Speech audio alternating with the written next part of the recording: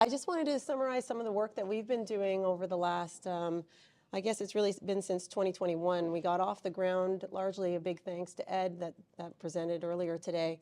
The work we've been covering, and this is myself at Simon Fraser University, as well as a very large team. And I was previously at DFO at Fisheries Oceans Canada, and I just recently moved to SFU full-time.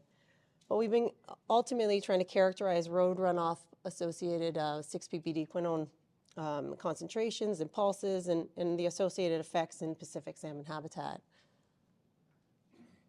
So this is, if I were to put all the names on a slide, I would be taking up probably 10 slides of all the people that have really contributed to all the sample collections, and it's hundreds of people, and just at the bottom there are really my core team that are part of SFU or DFO that have been contributing to the analysis through Shanjun Lau at DFO, who developed the LCMS-MS method, that he got it up and running and compared results with Ed's lab and with SGS Axis LCMS-MS lab results as well. So good continuity and agreement across the labs, as well as comparing some of the results with VIU. And then a number of my research technicians and lab managers and so on. And then funding organizations that have provided support over the years through DFO, a number of different programs, from NCAG to the Pacific Salmon Strategy Initiative, and then Rachel will touch upon some of the work with funded through BCSRIF.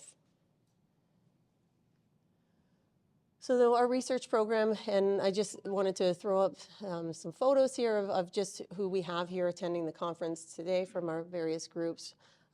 Sonia is in the audience, and Bonnie Lowe will be presenting tomorrow, and Mason King, and just on some of the work we've been doing, where we've been looking at monitoring, characterizing hotspots through our field initiatives with all the groups that have been involved, and then also looking at some of the health effects that Bonnie will be presenting on tomorrow.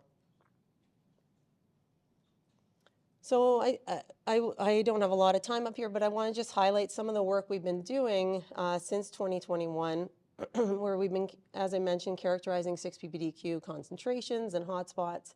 Well, ultimately, the plan is to look and characterize hotspots. And so we've been looking at collecting water samples, and this is the work that Sonia Reger has been coordinating, and with all the various field teams to collect water samples before, during, and after the rain event. So, and typically we're waiting a 48-hour dry period, and we're targeting a minimum of about 5 millimeters in rainfall. And really, Ed, thank you. You helped me kind of design this program, and the initial measurements were done by his lab, and then we transferred over once we got our lab method up and running. And so some of this is a figure here in the right-hand side that's showcasing just, it's about over 40 sites. There's multiple sites within those individual sites there. And this is a paper that myself and Sonia and many others are submitting shortly. So in addition to measuring 6-ppd quinone, we're also looking at a number of different measurements. So taking a YSI down, looking at dissolved oxygen, pH, and so on. Turbidity, a flow meter measuring the flow during measurements of how the discharge and how fast, so measuring across the stream and so on, so that we can get a better understanding of how the relationship is between flow and discharge and the 6-ppd quinone, but also other road runoff associated contaminants like the parent compound 6-ppd, diphenylamine, as well as various metals. And so some of the results that are feeding into our initial summary of the data for the first 40 sites in the first 2 years. So you've got 6-ppd quinone on the y-axis here in nanograms per liter, and then a number of our Metro Vancouver sites, and then some of our Vancouver Island sites in Victoria and Sydney. And so on average, what we've been seeing during a rain event is that our 6-ppd quinone concentrations generally approach or largely exceed effects concentrations in coho salmon. So we've got the Bonnie Lowe's 41 nanograms per liter, and even exceeding the Tian et al. 95 nanograms per liter at some of these sites, or certainly approaching it. And then so on, if you're thinking about just that target guideline of what Ed brought up today at the 8 nanograms per liter, we'd be looking at even exceeding that at I would think almost all of the sites or most of the sites up there. And then looking at what does that look like from baseline levels, from the before concentrations to the during. We're seeing a 90, like up to a 90-fold increase in those 6 ppd quinone concentrations. And so for many of these sites, this would be over, like that average bar, that mean that you're seeing there in the bar graph is about data that's been collected over, say, 20 rain events. And that's over different seasons. So we're trying to get a handle on just the range in concentrations that we're seeing at different seasons, but also the number of dry days that are leading up. So what is the relationship between the number of dry days, the amount of rainfall that we're getting, the types of rainfall and types of rain events that we're seeing these levels at? And then plotting that against one of our other road runoff, or this is also an industrial widely used chemical, but is also considered a road runoff related chemical well, diphenylamine. There's limited understanding about this chemical as well with respect to toxicity, but we do know it is toxic to, say, rainbow trout. But just seeing that there is that direct relationship when we're out there sampling during rain events, and to highlight it that, you know, it's not just 6 ppd quinone as we all know, but it's a complex mixture in that environment that we're seeing that in. And this graph is similar to what I would show for, say, copper or aluminum and some of the other metals of interest. And then what we've also been doing is linking this back to, okay, the concentrations that we're seeing in the environment. How does this relate to what is the relationship between land use and road density with 6 ppd quinone concentrations and the amount of traffic that we're seeing on the roadway? So then ultimately what we can do is, with these 80 sites, or we're expanding our sites beyond that to this year as well, but develop a hotspot map to be able to showcase what sites may be of most concern and to look at, and so that others can start to look at and target these for potential remediation or mitigation environmental engineering targets. I just wanted to give a quick shout out to Mason, who's a postdoc in my lab. He's going to be presenting on some of the temporal characterization work that we've been doing more to fill in that gap from the before to the during, after, and even beyond sampling. So doing more frequent measurements using auto samplers, and this work is also done in collaboration with Rachel's group. And then Bonnie's going to be discussing some of our sublethal and lethal effects in very specific salmonids that we've been looking at in Chinook, coho, chum, and steelhead. Sorry, Rachel, I'll pass it over to you now. All right, thanks, Tanya. All right, so to those of you who don't know, I'm Rachel Scholes. I'm an assistant professor at UBC, and I'm here with a number of members of my team at the workshop today, so we hope to connect with you all. So I'm going to present on our BCSRIF funded project, which is one way that we are building on and expanding on the work that Tanya just talked about, that she started in 2021 with this sort of monitoring, going out and analyzing 6 ppd quinone in BC in the environment. And so we've launched a project last year that we call Identifying and Mitigating Hotspots of Salmon Exposure to Toxic Road Runoff Contaminants. And this is in collaboration between UBC, SFU/DFO, and then a number of other partners, including some of the municipalities in the Lower Mainland, like Vancouver, Surrey, and Burnaby, Salish Sea Indigenous Guardians Association, Salmon Safe BC, and Arosha Canada. And so I'm going to just give a pretty brief overview of what's included in this project, what we're working on, and you'll have a chance to hear some of the more of the details from members of our team over the next day and a half. So the objectives of our project start with identifying hotspots of salmon exposure to toxic road runoff contaminants, particularly 6 ppd quinone, and that work has begun, as you've seen, prior to the start of this project, but is something that we're continuing to work on. And then we get to the part about mitigating these impacts. And so our objectives include assessing the removal of 6 ppd quinone and other contaminants using green infrastructure, and then improving how we design green infrastructure to enhance that removal, to enhance their performance.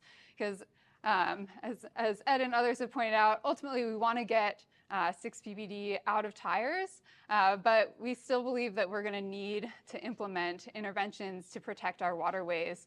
The best way that we know to do that so far is using some of these green infrastructure systems. And so that's where we're starting on the mitigation side. So to that first objective, our current sites in the Lower Mainland focus in the Metro Vancouver region. And we have 3 teams that go out on each sampling date. From Tanya's team at SFU, a team from UBC, and then we have partners at Arosha Canada who are sampling the Little Campbell River down sort of in White Rock. And so these cover many of the major salmon-bearing, coho-bearing streams in the Metro Vancouver region, ranging from the North Shore down to Surrey and White Rock. And has been mentioned, we try to get out anytime there's a 5 millimeter or larger rain event after a 48-hour dry period. And so this was about 10 events this past rainy season, and going out before, during, and usually after each of those. And trying to understand, how these different watersheds are impacted and collect some data to motivate where we might implement some interventions. And so alongside this, we're trying to understand at the watershed scale how those impacts show up and where interventions should be placed. We're also trying to better understand a bit about how 6-butyrate gets mobilized into these streams in the first place. So my student Yanru will be speaking tomorrow more about her work collecting road dust and understanding how different types of roads generate particles with high concentrations of 6-ppd quinone that can leach out. And so you'll get to hear more about that if you stick around for tomorrow. But this is building into our sort of conceptual model of how different types of roadways can impact our creeks and streams. We also have been doing a combination of field testing and modeling of green infrastructure systems, particularly bioretention systems where water infiltrates through the soil. And so our initial work in this area was doing a spike test in collaboration with the City of Vancouver, where we looked at 6-ppd quinone retention in an actual bioretention cell at Pine and 8th in Vancouver. And we saw that most of the 6-ppd quinone that entered this bioretention system was retained in the soil, and only 2% of it came out through the underdrain at the bottom of that bioretention system. So when Ed talked about we need like a 20 times reduction in concentration, this bioretention cell did pretty well for us. Like we got 98% of it out during a simulated large rain event. So that was really promising for us, gave us a lot of hope for these types of systems. But we also know this was sort of one system of a particular size and design, and with kind of a lot of organic matter in it to help retain 6-ppd quinone. And so we've been continuing to look at how the design of bioretention systems influences how well they remove contaminants, including 6-ppd quinone. And Tim Rogers, who's in the room, will be talking about this some more tomorrow, and the details of how we've looked at changes in the design of systems like this can really influence how much of a contaminant they can capture. So not all rain gardens are built the same, and what type of soil and amendments and other things go into them and how they're built can really influence how much rainwater they can capture and also how much contaminant they retain. And so you'll hear about that as part of our continued conversations about mitigation and remediation. And then finally, we're doing some work on how to enhance the retention within the soil in these types of systems. That includes running column experiments and microcosm experiments in the lab with different soils and soil amendments. So this is a setup in our lab at UBC where we have columns of soil that are meant to simulate the infiltration that we see in the field and allow us to test out how well different amendments will retain contaminants. And part of what we're trying to test here is not just whether the compound sticks in the soil, but if it will actually break down over time. Because the first question I always got when we started presenting on that spike test in the field was, is it just building up in the system and going to get released later? I hope that wasn't something important. And so we're trying to better understand the capture and degradation of contaminants in these types of systems. And if you're curious about our amendments and how they spur faster degradation in soil, you should check out Aishwarya's poster later today or tomorrow. And so that's sort of the scope of what we're working on our Lower Mainland SRIF project, and happy to chat more about it. And I think I'll leave it there.